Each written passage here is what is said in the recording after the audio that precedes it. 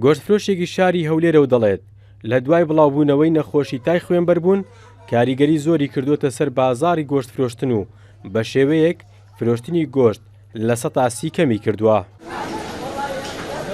پێشتر دەما فرێشتا لەوانەیە 135 کەمی کردووە لەگەڵ جاران.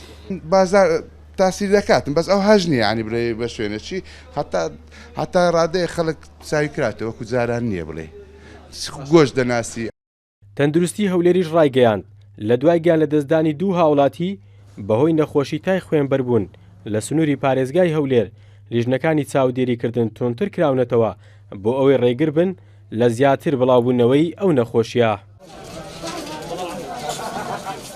دوای ئەم حالەتانە بەڕێز بەڕێبەری گشتی بڕیاریدا بە چڕکردنەوەی تیمەکان و بە دۆداچوونی تونتر بۆ ئەوەی پابەندی ڕێنمایەکانی تەندروستی بن بۆ پاراستنی جانی هاوڵاتیان.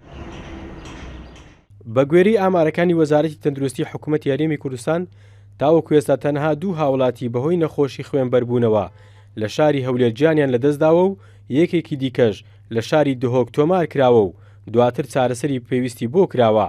لە شاری سلێمانیش تاوەکو ئێستا هیچ حاڵەتێک تۆمار نەکراوە. بڕیار محەممەد، کورسات نیوز، هەولێر.